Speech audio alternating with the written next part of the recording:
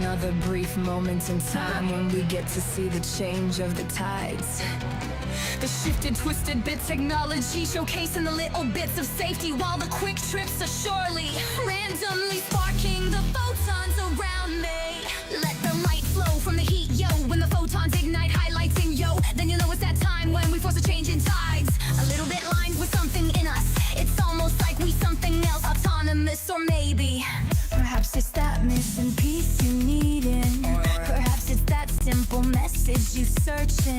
Perhaps it's just a different time framing us for the next adventure in the mainframe. Getting excited, so are the photons. Don't laminate so we can change the coupon. Let me raise the hash rate, submit the coupon fake, and reduce the rate while we mine our major bags. Crypto technology like cryptographic money will hash in your life into a set of QRs. It doesn't matter cause it's time for 3D changes perspectives. Welcome to the show. Welcome to the show.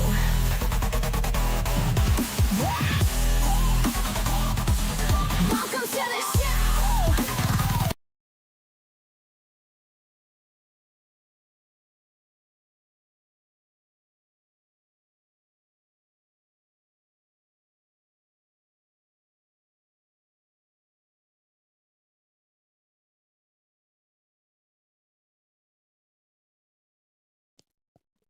Hello, hello, hello. Whoa. Okay. Well, I have to apologize. I don't know what just happened. My mic is not responding. It's on. I'm not getting anything out of it. I apologize for that inconvenience. Now we're back down to my other mic, so at least we have something. But it probably doesn't sound as good on your end. Now, all right. You probably saw the title. This is another Linux episode. But this time we're actually going to talk about the experience. I want to go over some basics. Like, because it was months ago when I said I was going to go full Linux as a daily driver. I've already done some videos of the process of getting myself on Linux to show you guys how you guys can get yourself onto Linux, especially with older devices. I think that was my best example.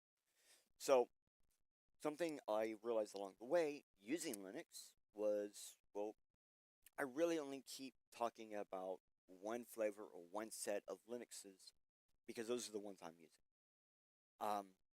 So today we're simply going to expand on starting simply with Linux.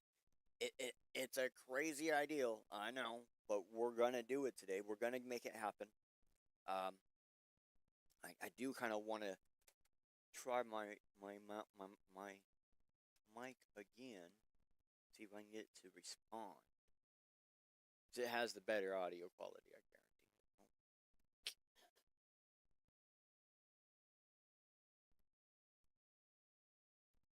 Hello, hello. Well, alright, here we go. I got it back. Okay, so alright, I want to go ahead. We gotta start thanking our partnerships and sponsorships. I want to thank Deorganize for teaming up with Bitcoin Live Digital Broadcasting DB. Because Bitcoin Live DB and Deorganize are a powerhouse combo.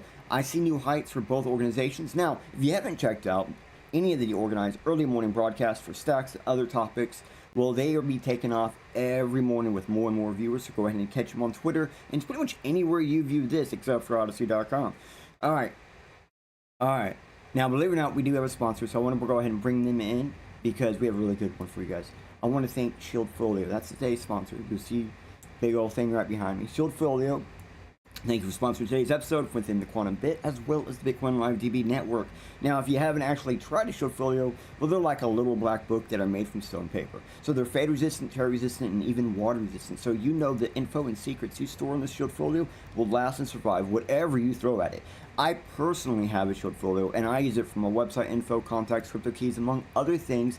I don't want it on my computer or on the internet. I put them in these little black books instead. Now, they are pocket sized and ready to be by your side regardless of your eventual in real life or online, and I really do mean this. I love these little books. They have other things on their website, but go ahead, use the QR on the screen at any point in time. You see this big one, there's also a tiny one in the middle. That tiny one will stay on screen all throughout the episode, so you can scan it, go shop, see what they have, get yourself a Shieldfolio, Use Bitcoin Live 20 at checkout to get 20% off your purchase today. Now again, you can actually get Shieldfolio in a bunch of locations. So we're giving the direct location to their website because this offer is only good on their website.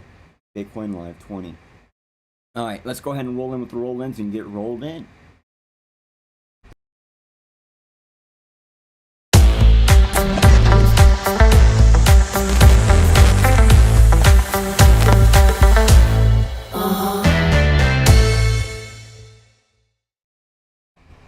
Alrighty then. Okay, we are rolled in. Thank you again, Shieldfolio, for sponsoring today's episode.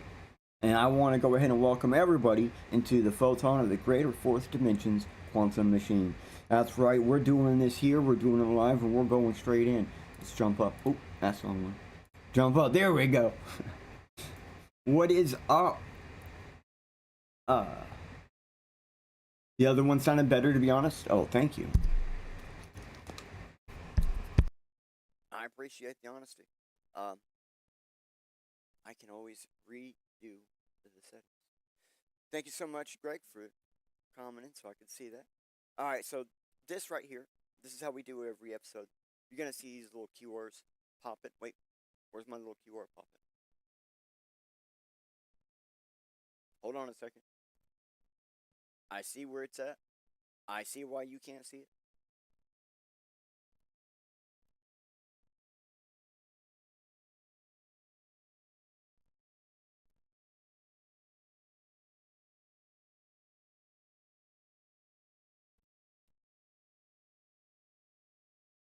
And it's because we have a little bar on the side we're trying to hide. So let me just re-hide that bar for you real fast. Okay?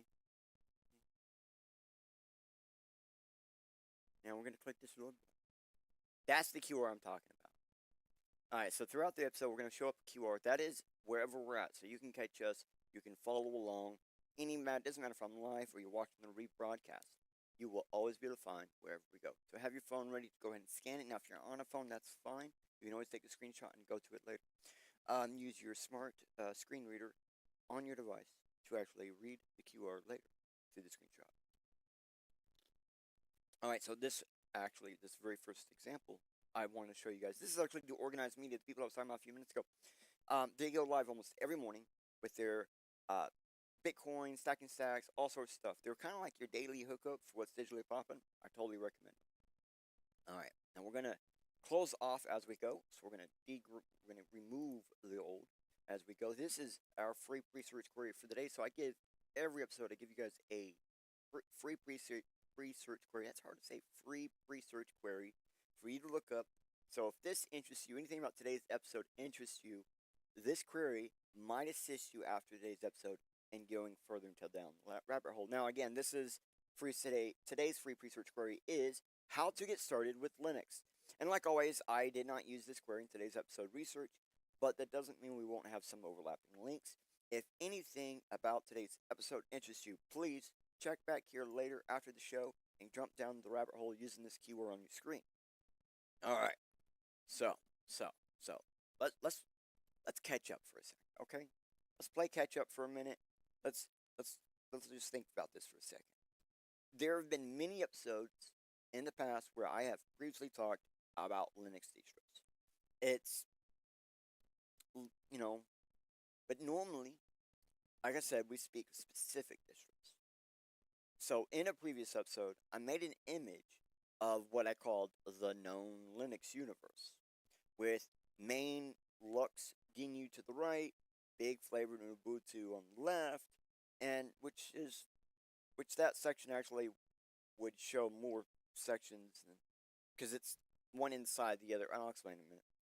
So you can see in the screenshot or the clip thing where you can kind of see what I'm talking about, right? So let me go ahead and just give you that QR. So here it is. It's on the right. This is the Linux universe. We have like big butt daddy Linux, and then we have Ubuntu on the left. So if you split this image in half, and you take just the right side as one graph, and just the left side as a different graph, well then the right side is all the Linuxes working together. The closer they are to another one, the more like that one they might be. that the ones closer to the top are unique, but then the ones closer to the right are closer to GNU Linux. The ones on the bottom are more like standard, and the ones closer to the right are more like GNU Linux. And then everything, there's nothing over to the left. So the left's a whole different thing. So now if you look right behind my head, there's the little circle with the dots. That's Ubuntu. That's the Ubuntu universe, and that sits in that one little spot. Now that's what the left side of the graph is. The left side of the graph actually just shows the Ubuntu universe, because Ubuntu has its own like little zone within Linux. All right. So now that we've caught up with you, let's begin. So I have a list of distros I want to show you guys, because most likely there is a distro for you, but I just can't just show you a few, because you see there's quite a bit here to work with. So we're going to go through it, and I'm going to do this in a manner that I think is going to show you the best option for most people, and then we're going to slowly go into the more crazy options, and then more historical options. So I always like to show you guys a little bit of history with these things. So that first one, we're going into it, guys. Well, guess what? You're gonna need to know how to get into Linux. You're gonna need how to make a USB, boot up a bootable USB or bootable DVD. I believe this one specifically, the USB.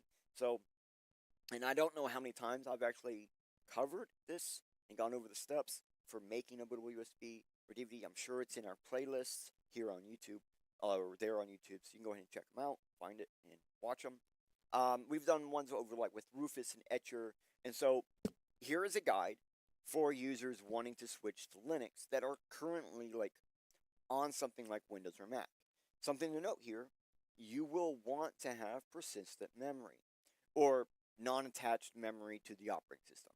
So that way, so that way it can be open and viewed by any operating system. So this will allow Windows, Mac, Android, Linux, all the operating systems to be able to view, talk to it, access it, and see what's going on in that persistent memory. It's separate from the operating system, but on the same drive.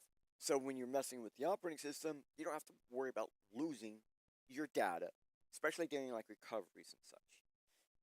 Now if you keep in mind, if something's wrong with the drive, you have to wipe the entire drive, that will affect it.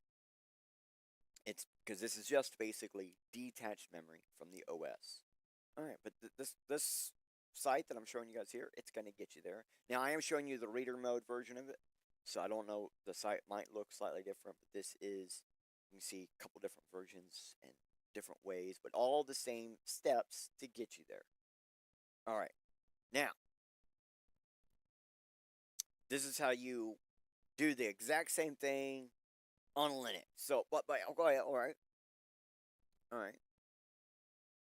You may be wondering, hey, if we're wanting to switch to Linux, why do we need to know how to do a bootable USB for Linux from Linux? And that's actually a really good question. So one of the easiest methods for recovery on Linux is creating a bootable USB drive after you have your Linux set up. The apps, configurations, not necessarily your files. Okay? So when all goes wrong, you just insert this boot USB, shut down, restart into BIOS, tell the computer to start from the USB, and then switch again to Linux, basically. Wipe out your old Linux, not your hard drive, just the Linux, with this older, this version, this backup, essentially. And it won't mess or do anything with your persistent memory, so you can keep your files separate. Remember, persistent storage is for your personal files. You don't want to lose during these types of recovery events. So like once you have your Linux set up and how you like it, you build a recovery USB, so you can always return there in case of emergency. Yes, this is like the old man equivalent of a Windows restore point or restore USB, which Windows 10 had and Windows XP had. But you can actually, there is a way to create backups on Linux. They really do exist.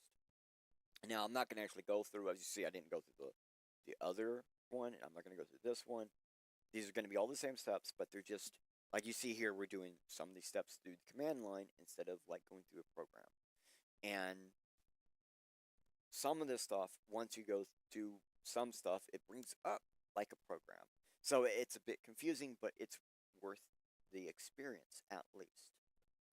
Because it will definitely get you used to doing some things and used to reading some things like um, this little bit of code here. Where did I just list it? Yeah, this little bit of code here where you type in this right here. And even if you take this whole thing, even if you take the whole thing, this first bit is a comment. It's been designed to not mess you up. So it's fine. It's great. Works. So, okay. Let's start with Arch. Let's just start there. Arch Linux. Let's do this. So here is Pre-Search AI, and as it states, Arch Linux is a continuously updated OS. Alright, so let me see if I can, yeah, continuously updated OS. That's what that rolling model means. So it doesn't have sets like other distros. It just has Arch, and then you just update Arch, and it just keeps that being updated. And a lot of Mac users are used to Arch type stuff.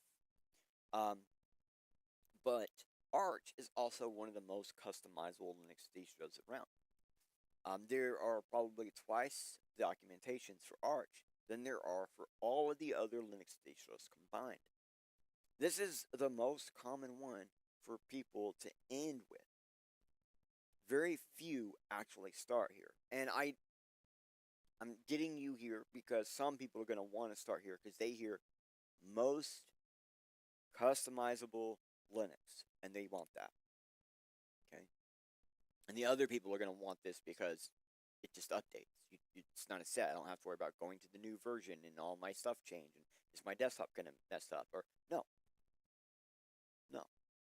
You set it, forget it, it works. Alright. Now, I mean, just because not everybody starts there doesn't mean sometime down the road, later on, you might not want to come back here and find out how to get here. So, let's give you a little bit of an introduction to how a lot of these guides are going to work. You see we have like a strip on over here by my head where we can, let's go ahead and make this dark. Let's make this wide, make this large. So you see we got like a table of contents, we got info in the middle, we have related content over here on the right, and it just pretty much tells us what to do. Now you see some of the stuff, it's telling us UEFI mode, that's the boot up stuff, that's the stuff we've already been talking about.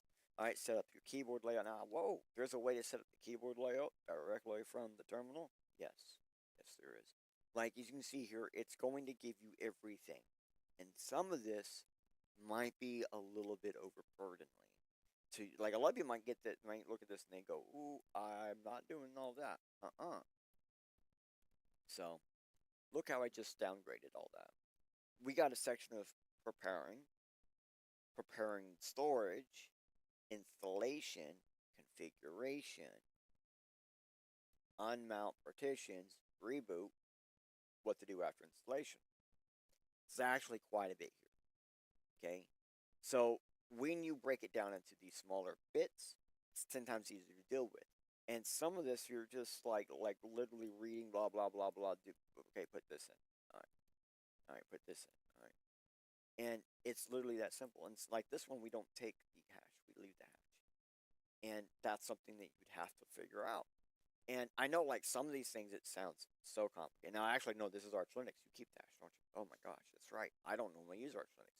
And that's the thing. Like, I wanted to sit here and actually explain to you guys each and every one of these individually. I really can't. Okay, I don't use them all. I don't know them all like that. And they don't all work the same. Which is the whole reason for today's episode. They don't all work the same. So these tiny little changes might be needed. But your very first guide I'm going to give you per distro is going to be a generic installation guide. Okay? This one happens to be a very specifically good detailed Arch Linux guide from Arch Wiki because it's Arch. And again, some of the most documentations for Arch exist than anything else. Alright, we need to go to the next one. So I did find, okay, all of these are going to have like basically a second type guide or tips and tricks or some other option for you. Sometimes one guide is too complicated. I want a second guide. This one, as you can tell, this is after you're on Arch. A little bit of a guide to help you out. This is like, I got notes here. Just because Arch is the most custom distro, yes, it's still also the most difficult distro to learn. Linux there's a guide to help you. This is basic, simple tasks in Arch that most users, like Windows users, Mac users, are going to be accustomed to. So this site kind of shows you what you're going to need to do. Like a good example in here is they show you how to install Arch Linux directly from the terminal with a one simple Arch install. Wow, that's insanely simple. But also like simply run sudo pacman and then hyphen $SYU, which synchronizes your package database and upgrades all installed packages. Wow, you can upgrade everything all at once. Perfect. You got new software equally can be done with simply like sudo pacman, this bit, and you name, you just type in the package name like it says.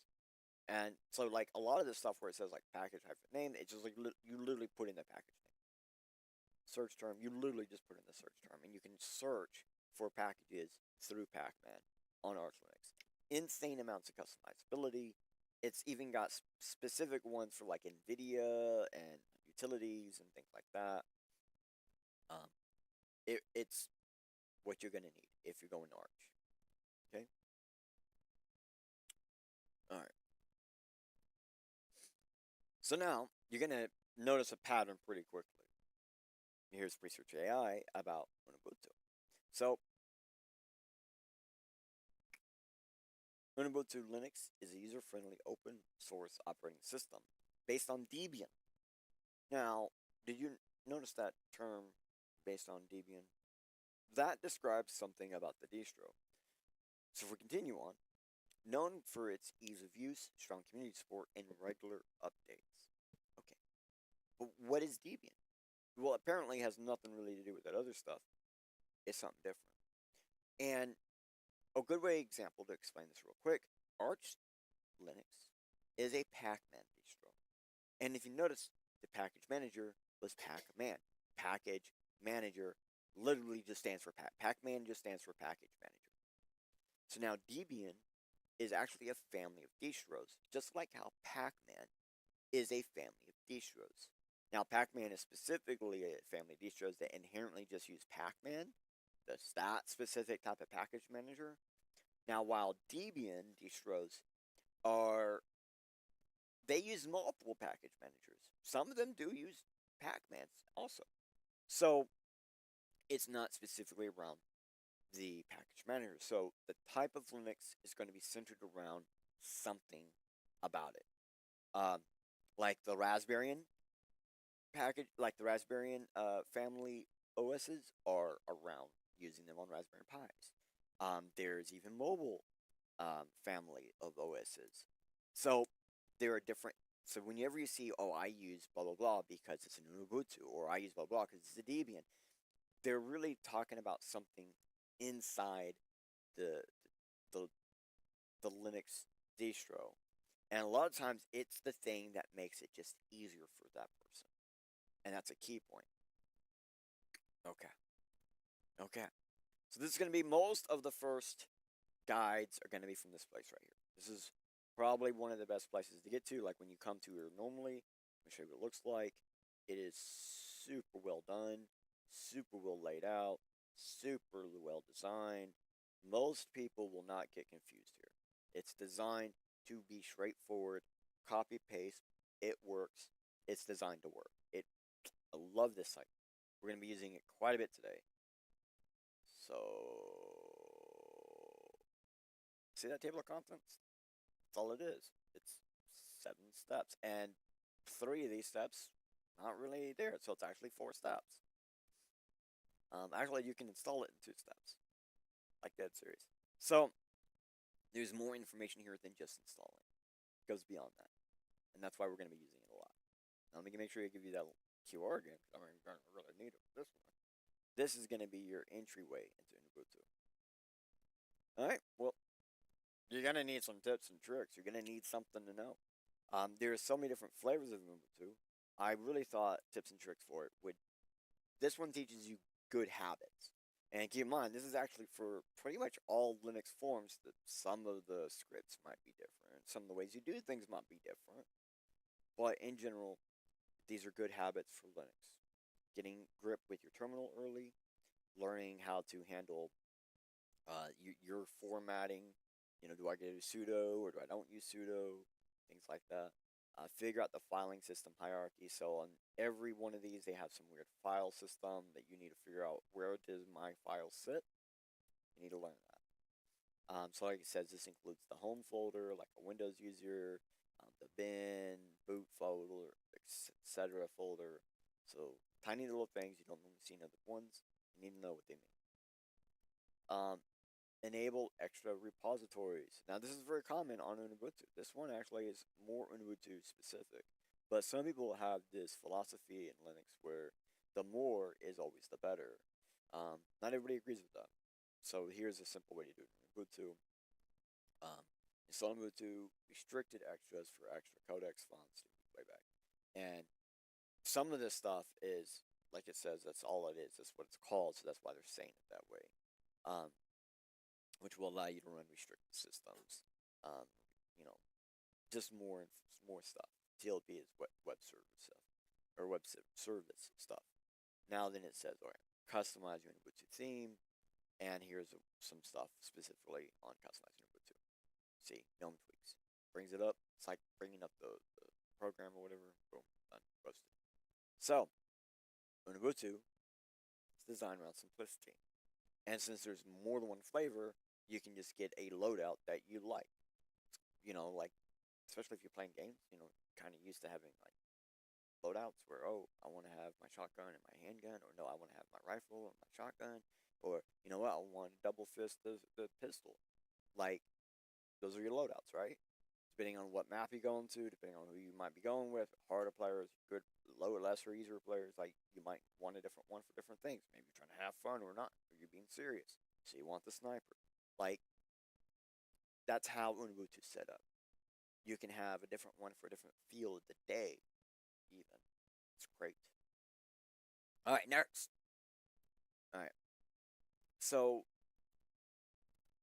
this is Pop OS, okay, with an exclamation mark and everything. And as you see here, it's a user-friendly Linux based on Ubuntu, designed for developers and gamers, featuring sleek interface and excellent hardware support. Yeah, there are specifically gaming OSs for Linux, and this isn't even the only one we're going to show. There's actually another one later I'm going to show. So, alright, I really want you guys to catch the setup. Similar to the first ones, your very first set guide is going to be basically how to do this, how to install it, how to get all this running.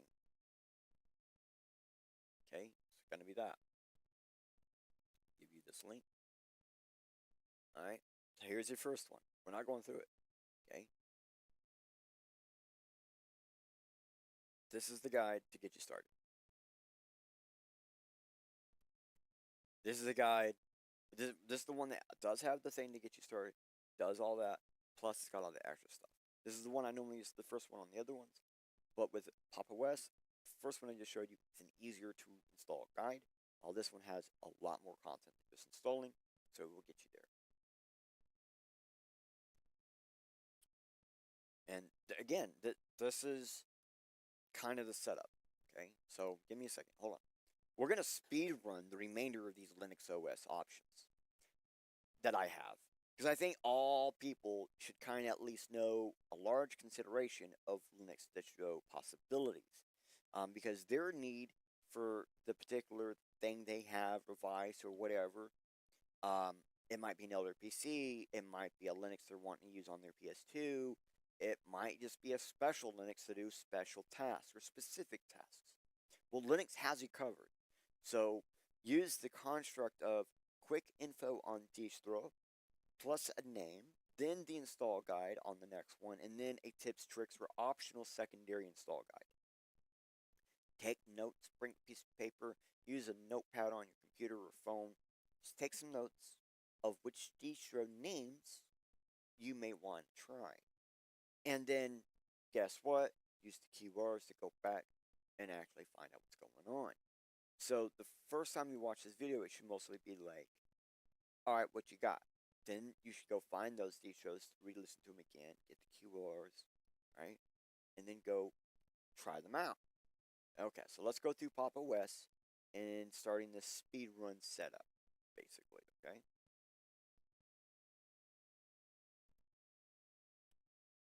Alright, we just finished Pop! OS, right? So the first one we're doing is called Netrunner. Alright? Now, for many, this one right here will be the right one for you. It's a bit older, a bit smaller. It's made for cheaper devices. Netrunner might actually help you. You may, especially if you have like a more of an online lifestyle, and you're not really like a soft kind of person. Like you don't really like software. You'd rather just use the website or something. Netrunner may be perfect for you.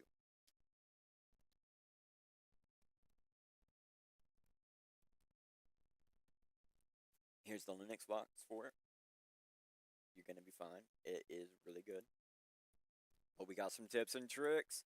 So again, these are very much Linux tips and tricks. So for example, if your Linux uses Dolphin file viewer, then the Dolphin split view, the terminal inside Dolphin, those tips and tricks are going to also probably work for you. So a lot of these will work on more than one distro, but so it's really good to still check out maybe later. Let me show you what the site actually looks like, because we are actually getting these tips and tricks directly from the Netrunner people, and they got videos. So you don't even have to read with this one if you don't want to. Alright, let me get you that link again, because it's kind of cool. Okay. So the next distro is Linux Mint. So this is like a Windows to Linux distro. Many users get long-term Windows users to get on Linux. Like this is the one when Linux users are trying to get their Windows friends on Linux and they just won't leave Windows. This is the one they hand them. Okay. If you're a Windows person, you're like, oh, I can't do anything. How long has that been off?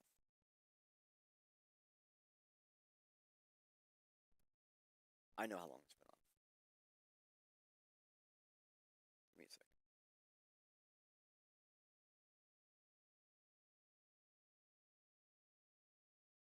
I'm moving a tab. Just give me a second. Give me a second. Moving a tab.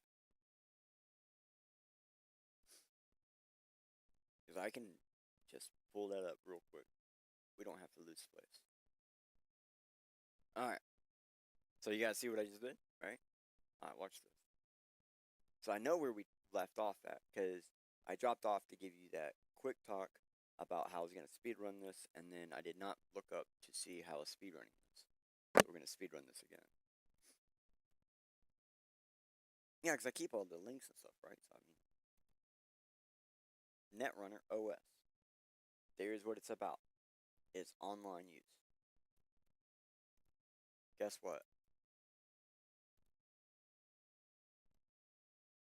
There's the guide for Netrunner. Super simple, very good. I love it. Let me give you that QR one more time.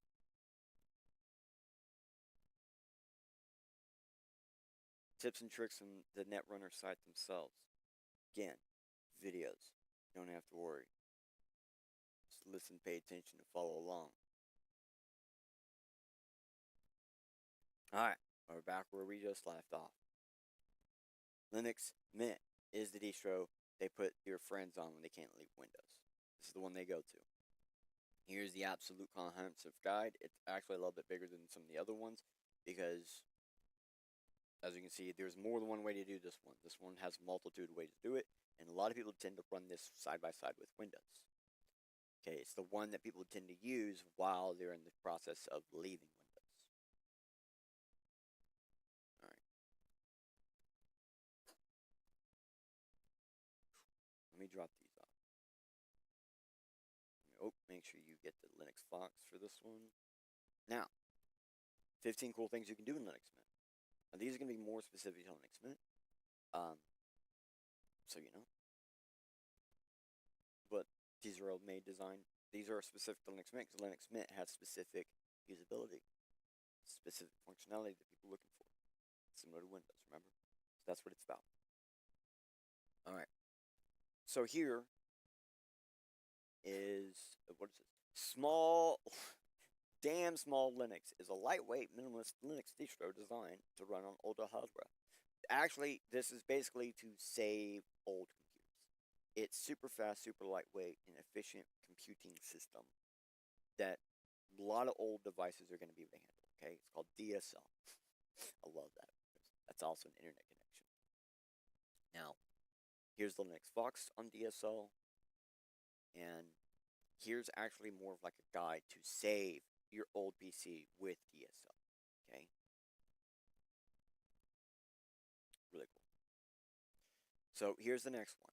Next one is Canopix. Yes, yes, there is a Linux design to not actually be installed. You can, it can help you in a pinch.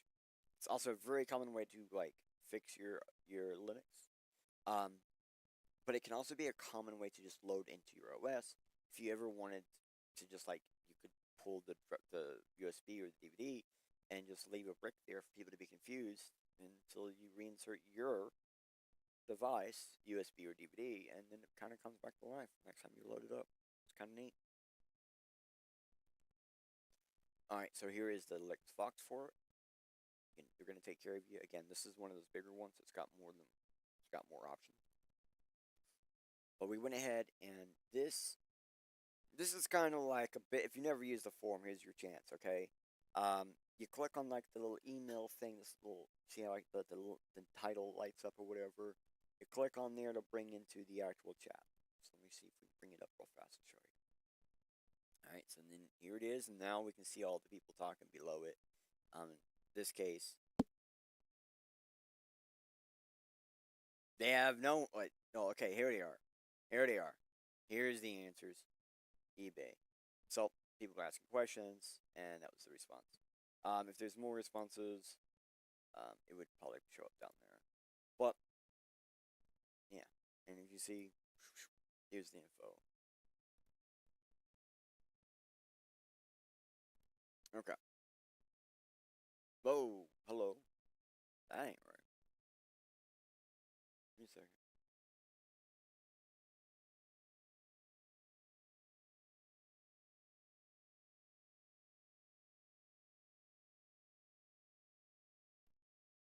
Huh. Let me get you the research thing for Kali. As you saw, that's what's next, right? Kali Linux. I missed it. So Kali Linux is a Debian-based distro specifically designed for, well, what we call digital forensics.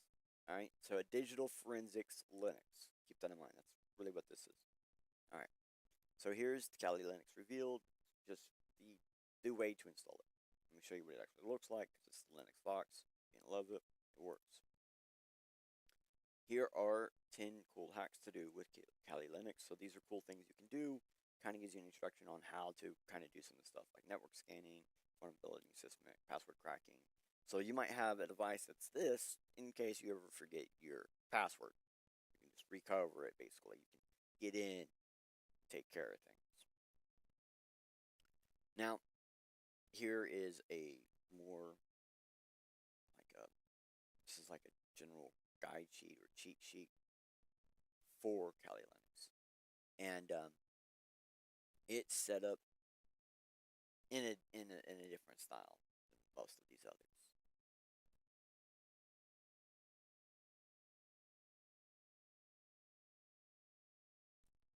How did it happen twice? I got a feeling I'm just gonna have to keep the very first one up. It's the second pre-search query that I missed.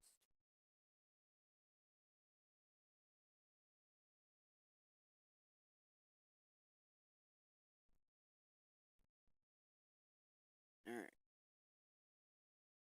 That's the one we just did.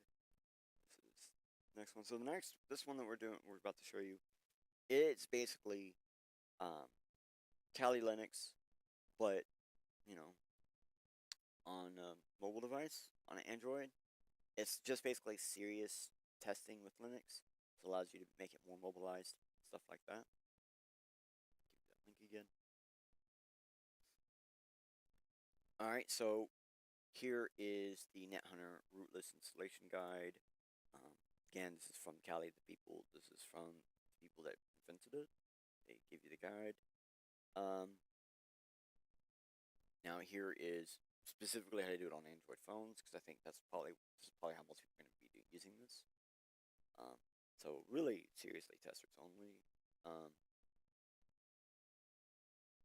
And then here are actual tips and tricks to use with Kali NetHunter, like optimizations, fixes, and issues that you can have with like Android and other problems.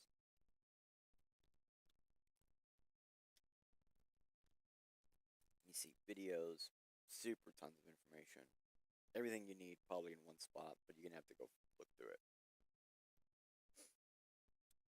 All right, LMDE, okay, Linux Mint Debian Edition. So this is basically Linux Mint cloned through a different backend design, basically, so to speak. Okay. So now here is your Linux Vox installation and comprehensive guide. It's got all the stuff. It's one of the bigger ones. Nice. Now here is basically another installation guide, but how to do it with expert mode. So jumpstart in expert mode as you get started, if that's what you're needing, because this will kind of explain to you a lot more, believe it or not, just installing. Okay. All right.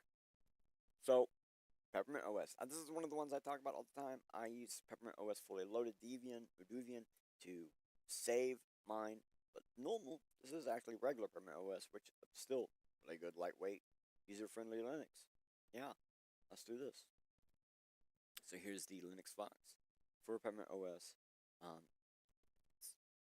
It's one of the smaller ones, but even though it's got more options, it's still one of the smaller ones. Here is just a video to help you set it up and configure. These sometimes take time or whatever, so like this guide kind of helps you out. Alright. Next one is Tails. I've talked about this a few years ago. This is the best for privacy Linux distro. If you need a privacy Linux and you cannot have any amount of scrutiny, you need that security and privacy all in one, Tails is going to get you there. It's designed specifically for that. Now here's the Linux Vox for Tails. And here is basically how to focus on privacy and anonymity online, and how to use that privacy and anonymity with this distro, because that's what 99% of people who want to use Tails, this is what they want it for. Now, TrueNAS, okay, if you ever need to share data in your home, this is how you go. Okay, with Linux, TrueNAS is the method for sharing data at home. See, it's an open source storage operating system that provides robust data management, sharing, and protection features for both home and enterprise users. So yes, even businesses do use this at times. Let's go on. So how to set up your TrueNAS Community Edition. Now, I do believe Linus Tech Tips have done a bunch of videos on like how they got TrueNAS set up for Linus's house. And they had a bunch of issues that they had to figure out, and they kind of explain how they got through it. So if you're having a lot of problems with TrueNAS, might be a way to look. Otherwise, this is the one to go through. It kind of gets you there. It's a little shaky to get there, but it gets you there. So here's some tricks you're probably going to need to know if you're using this, okay? Basically, become a TrueNAS wizard. It's that last one. Alright, Lin His, okay? If you got a home theater, this is the Linux Mint for you. Well, this is the Linux for you. I don't know why I said Linux Mint. This is the Linux for you, okay? Here's how to install it. Again, this is not Linux Vox. This is directly from them. Like, they're so niche that basically all the data we have for them comes from them. Even the tips. Okay. So the next one we want to talk about um, is Manjaro. Manjaro is another one that's constantly updated Linux versions. It is more user friendly than Arch, that most people would consider. Um, it's like definitely considered more user friendly. It's a big one that a lot of people use. So this is how you install it. This is the Linux Fox for it. Okay, and here are some common things to do afterwards. If we scroll down and look what they're talking about, and they're like, point to the fastest mirror for your data, and learn how to set up your fast track with mirrors, and update your system. So like this type of stuff is like basically ensuring your device is going to be speedy, making sure it's going to be synced right, and all these other little things. So SteamOS, yes, yes, SteamOS, another gaming-focused Linux OS, a name that some gamers may actually recognize. That's right, Debian-based Linux system that provides console-like experience on Linux. So here's the Linux Fox for installing it, and a bunch of other options, believe it or not. Most of the tips and tricks and things about SteamOS directly come from the fact that it's used on Steam devices. So I figured, why not give you guys a website that basically explains to you how to build some of your own Steam devices, in this case, a Steam Mini PC.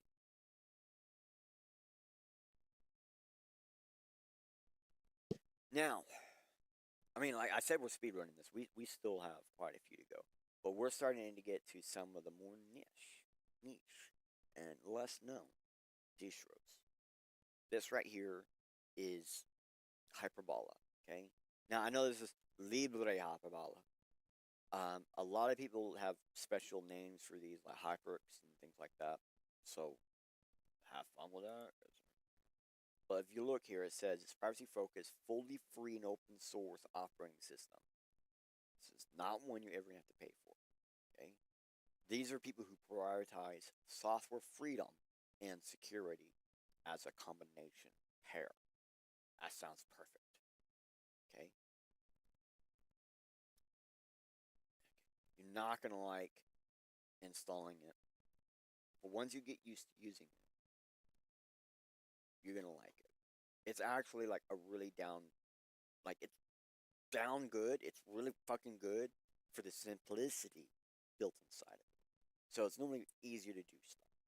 But you also can't get as much for it sometimes. Like there's not a whole lot of made for it. But you see they have a bunch of ways to take care of stuff.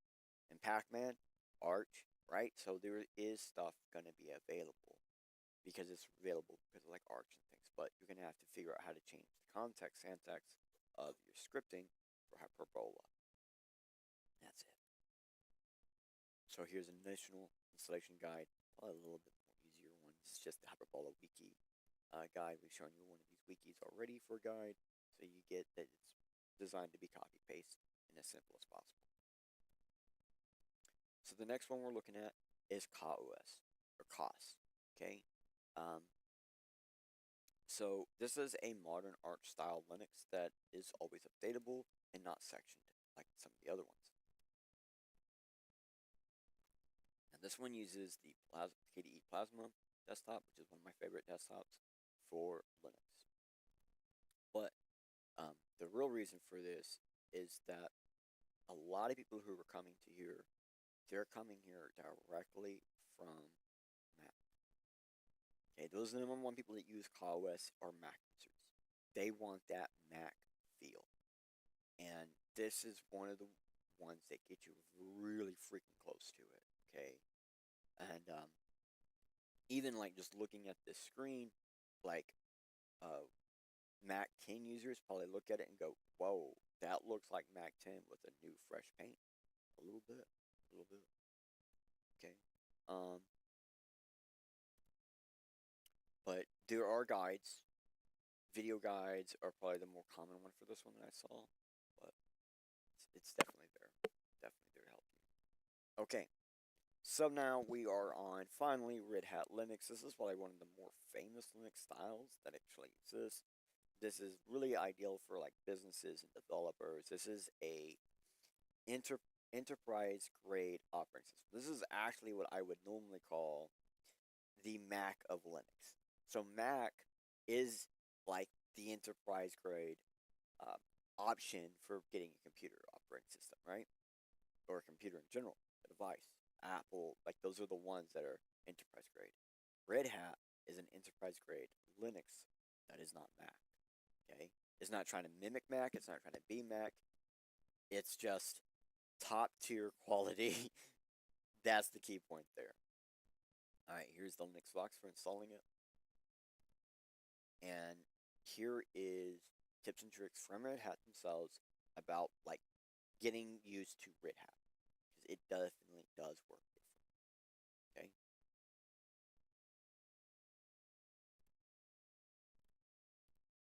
CentOS.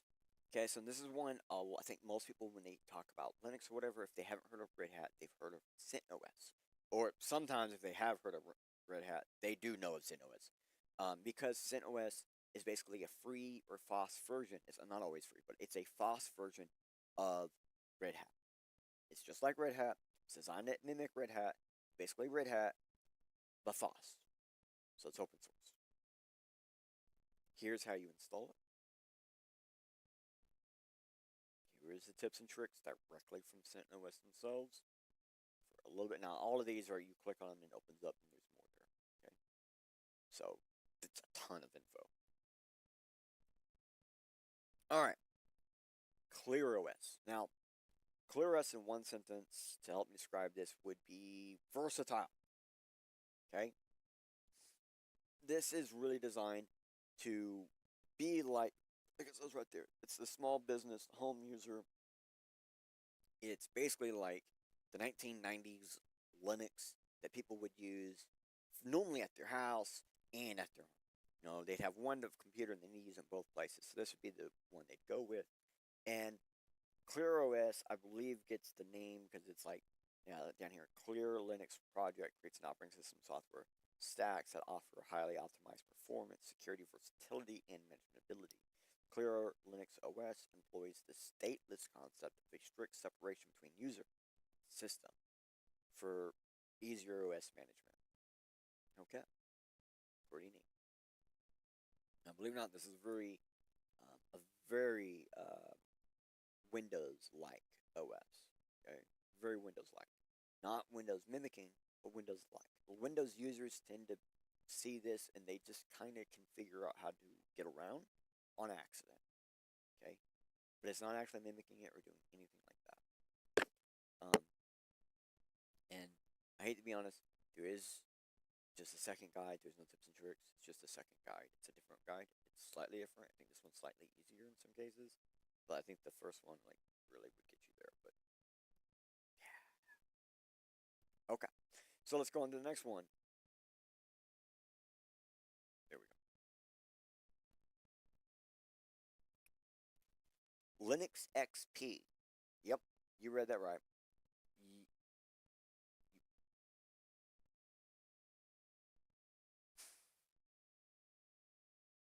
Okay, it's not up there now. It was up there yesterday, but it's not up there now.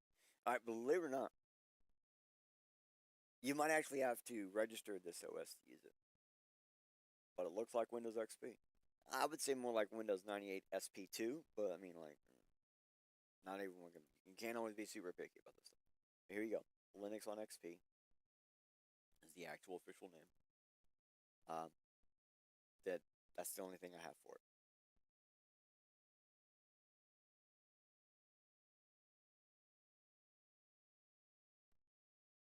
Like, there's not a whole lot on this. So, bring that to you one more time. Here's how you install it. Here's basically all most people are going to know about it. Okay? Now, let me get you that other research. I just wanted to make sure you guys got that because I think I clicked it off pretty quickly. I was just ready to move on because there's not a whole lot about that one that people really know. Like, you kind of got to play with it to learn it. So, Salix OS. So this one is a Slackware based Linux, which back in like I was younger, Slackware Linux was like the one everyone used. It's an older style type of Linux, but people still use this stuff to this day, and they're using it through Salix. Now, here is the number one installation and user guide for Salix. Each one of these is a button to click on to read. It's a lot of information, but they have it set up so if you're looking for specific things like installation or downloading or partitioning or actually installing through the USB or disk, it's all there. It's like literally every little thing you could ever think of is there. Using it, not so much.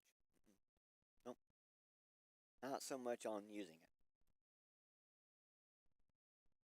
This is Android x86. This is basically Android on your desktop, okay? Basically. Here's the Linux box to install it, okay? Here is well, I don't know how to explain it, a video to help you install it. Also, maybe to help you understand a little bit of it. And then here's troubleshooting procedures, because this is one of the Linux distros. A lot of Linux distros, people tend to have a lot of troubleshooting problems. So there tends to be a lot of troubleshooting guides. That's actually a positive. That means almost every problem that exists, there's a troubleshooting guide to help you with it. Nice. Alright, so this is Lineage OS. Now, Lineage OS is, again, one of those open source Android operating systems. And I have a note here because, hear me out, the last Linux distro was just Android on your desktop. So how about we put Linux on your phone? And not Chrome based or not Samsung based, none of those common ones. This is like open source Linux on your phone. Dead serious. Alright, first off, there's a bunch of different Lineage versions for different phones. So you, based on what kind of device you have, you might need a different version of Lineage OS. Because not all the phones work exactly the same. So now here is actually an installation guide on your device. And, well, here's the cheat sheet for Lineage OS. Okay? Just cheat it up, figure it out, learn how to do it, because it's got all these are options and things to learn from. So you can kind of go down to find the exact thing you're looking for. You can learn about it, how to do whatever it is you need to do. Including, like, look, privacy was in there. Gosh darn. Everything. This really is more for, like, developer stuff, but if you're wanting your own personalized Linux on your phone, here you go. Alright, so Crux. I really thought about not entering Crux, but at the same time, Crux is just a different type of Linux. This doesn't mean, like it says here, it's for people who prefer simplicity and customizing through ports. Okay? So this is like insanely old style technology being used nowadays on brand new technology in a way that I think newer age people would really like. But it's Crux. If you can't hear from the name, it's going to be a Crux. You're going to be cross Crux to try to do this, bro, because, well, there's a lot here that you're going to have to read at least. See how short some of these really are? Some of these don't. Some of these really have nothing here. And then some of these are just, it's not much more than putting in the information and letting it do its job. Now, here's more information on it, how it works, the curiosities. This will probably help you understand it. Okay, and I do believe there's a bit of installation here or something like that. Yeah, installation process, a simplified installation process is here. Yeah. Okay, so did you know they had Linux on PlayStation 2? Well, they did. So here's how you install it.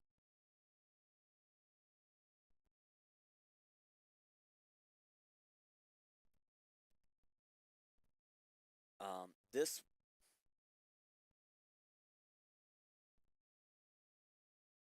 is basically more of like to help you understand it. I don't know if they actually show you how to install it. But they kind of show you what you can do with it, you know. And I think this one, like they got their video here, so really cool. Now, MCC Ethereum Linux. Okay, this is one of the Linux distros designed for everyone. Okay? This is one of the elder Linux distros designed for everyone.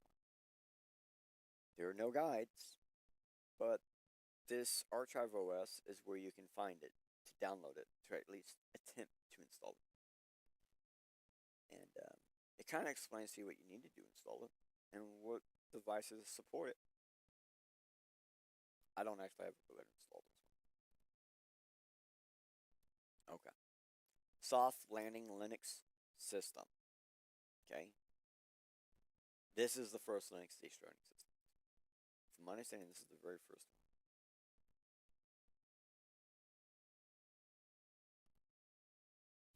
Here's how you install it. This one has a guide.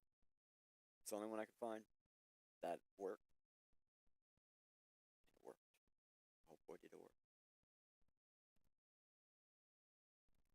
So, Yagdil, and I'm saying it wrong. It's pronounced like Dragosil, I think is what it's pronounced. This was like this was a pioneering Linux distro. This one like pioneered better network connectivity and other unique experiences we wouldn't have in other OSs without Yggdrasil. Here's how you access it. It's where you get it. Download right here. It tells you a little bit of information you know about it, what it's kind of used for, how it's designed. You see what it looks like. Here's how you install it. Okay. Here's how you get there. Now, if you want to go to a blast from the past, 1995, here's how they did it in 1995. Dead serious, dude. So cool. I really recommend this video. Alright. Okay. Wow. Okay. The perspective I really wanted to change for you today is that regardless of your need, there is a Linux distro out there waiting for you. And if for some reason there isn't, you can simply just make it.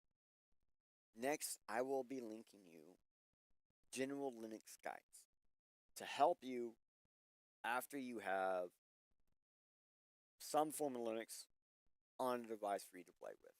So these are just, we're not going to go through them. These are generic Linux guides, tips, tricks, all that to help you out. This is the next step after you have a Linux distro to play with. Here are some tips, tricks, and guides. Alright, first off, 21 time-saving tips and tricks. Become a pro, basically, with these tricks. And some of these is basically like how do you use like this one's basically teaching you how to use the terminal better, right? It's teaching you how to do multiple commands so the terminal can handle a bunch of things at once. It's giving you visuals, all that fun stuff. 13 time-saving Linux terminal tricks. Literally everyone should be using right now. And some of this is similar but different because some Linux distros are more about the sudo, while other ones are more about the CD reference key thing. Where was it at? Yeah, this stuff. Okay. CD is just a command, but it's a common one. So it's a common one for use for explanations, examples, things like that. Alright. The Ultimate Linux Guide for admins and users. Now, when you're using a Linux, if you're the main and only person using that Linux, you are the admin and the user, because you can be two different things on Linux. You can both be the admin and the user, and those can be separate. So here is like the Linux Linux tutorials and some articles to help you out beyond. Now it's really long, there's a lot here. Linux Vox, if you really want to go through it, they have a lot more tutorials. They have Linux commands. They even have a blog, insane amount of stuff here for you guys. This is the place that's going to get you beyond that next step. This is like the third or fourth step after you got Linux installed. This is the one for you. Now, perhaps you didn't see a Linux distro you actually thought you might want to tackle. And maybe none of these tickle your fancy. Maybe you need a much larger list. Well, there is one right here on Wikipedia, a much larger list of distros you can try. Okay? Might not tell you where to find them and all that, but I mean, at least they tell you about them. And then you can figure it out from there. Okay. So. Wow. At the beginning, I gave you some real info on how to handle seriously terrible situations, how to refresh your OS. Many people do not want to switch to Linux because they hear how hard it is. But there is an entire system in Linux to help you quickly return back where you left off, including backup systems. So I gave away that info quickly. Over the next few episodes, we will be going over Linux specifically in a new light. So after this, it will be assumed you are trying to switch Linux or you were just trying a new Linux out. Seriously though, there really is a Linux distro of almost every form imaginable, and even those forms will have many similar but different copies. Slightly different but uniquely changed reasons for each of those copies. Linux isn't just an OS, just for nerds. It's not just for even the device enthusiasts. It's basically specialized operating systems for every type of person, situational event, or device. You shouldn't be scared of Linux. It offers a ton of options, but that's because there's a ton of different types of people, situations, and devices needing to rely on Linux. And so everyone pitches in and helps out. And at the same time, we end up with this like huge amount of different effort equals different Linux, which equals different capability and possibility in a whole. So the Linux experience isn't the one only experience like you get with Windows and Macintosh, Apple. Instead, everyone with Linux has basically the opportunity for a completely unique experience. Unlike anyone else, and depending on which distro you actually go with, will even defer that experience more. So if you're unhappy with the Linux that you're on, we'll just try a different loadout, yo. That's basically the setup. That's basically the game. And that is how we're going to play it. Thank you all for showing up, jumping in, and coming in. I think we're finally here to the exit. Yo, did you think you know? Did you think you hold? Did you think something new? That's the goal, to see from a new degree and get the change your mind needs to find something new. Life suddenly is easy for many, but when a wall appears, sometimes up is all you see. So let 3D guide to the side, yo, where there's a door though. Just be careful on your way out, for the first step is a do-see-do. A little bit Linus with something different, it's almost like he's something else. And regardless of maybe, perhaps it was that missing piece you was needing. Maybe it was that simple message you was searching. Definitely it's just in different time for defraying our mental mind state, separating us from our own mental mind tank. Boom goes the blast of thought. Boom goes the last spark with part. Boom goes the mental mind tank. Don't your perspective hit on the way out. Don't let your directive stop you when you doubt. Don't let the dire detection stop you from being getting excited, so the photons are delighted. Don't hesitate so we can line up the hash rate. Let me surmise the time, submit the rate, and reduce the face while we mine our major bags. Crypto technology like cryptographic money, while hashing your life into a set of QRs. It doesn't matter, cause this was 3D changes perspectives. Thank you for joining the show. Please return next time for a new role of perspective. Thank you for joining the show. Please return next time for a brand new perspective. Of perspective.